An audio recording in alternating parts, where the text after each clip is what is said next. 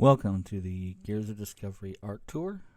This overview will help guide our artists and our design team as we share and shape a distinct visual identity for our game. It's going to ensure a departure from the StackObot template that we had to use while we were creating it, while crafting an engaging world that aligns with our shared vision. So we'll go ahead and get started. My name is Ray Young, and I'll be your tour guide for today. So with our game, this is the first level. In the first level, we established core mechanics and the visual language of the game. Players will be able to explore a robotic complex that introduces movement, pickups, and interactions. Aesthetically, the world should be like a clean yet structured mechanical facility, giving the impression that the player is being tested or trained. As you can see, the visuals that we have right now are the standard StackObot meshes and the look and feel of the game, along with the ramps and other interactive elements. So that is one thing that we definitely want to departure from. We want this to not feel like a StackObot game, but more like the game that we envision. For level 2, which would be our intermediate level, we'll move over here.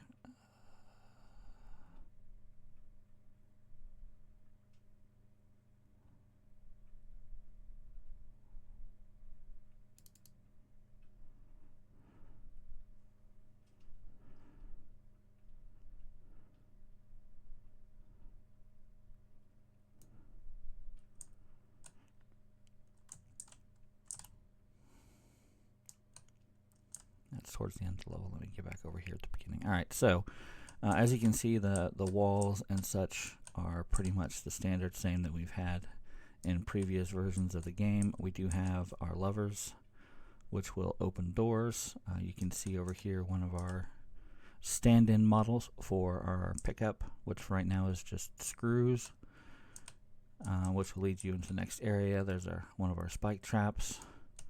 Obviously area lighting, the pickups,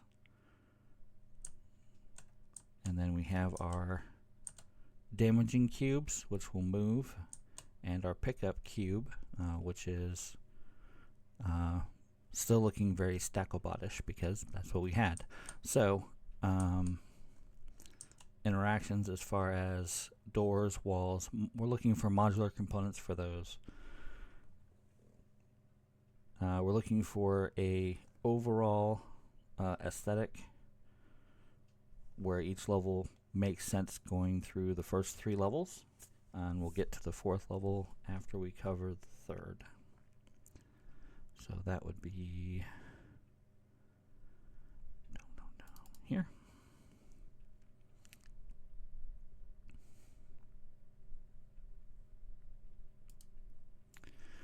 So here we have more of the moving spike traps. These are our constantly firing particle cannons, basically. They just basically shoot beams across the playing field. Over here is one of our turrets. These are our moving platforms, elevator, destructible walls, another lever over there. This is also introduced in the last level. This is our block creation facility. So you push the button and the block forms here. We have more of our pickups scattered around.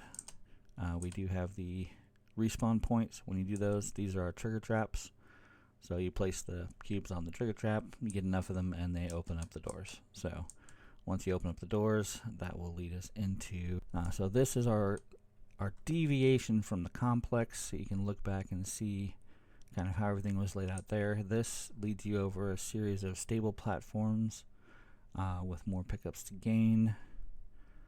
You get to this section here, which is going to illuminate with text saying, hey, make sure you use steel mode and make sure your stamina, otherwise these blocks are going to damage you. So these are going to be damaging blocks. More pickups come along here. Another respawn point. Firing turrets. They do have tracking bullets for the turrets, but not for just the particle cannons. So these are all moving platforms, which are going to take you into the next area. Get through here, and this will be our ending point, at least for now, or further on if you can make it across the various other sections.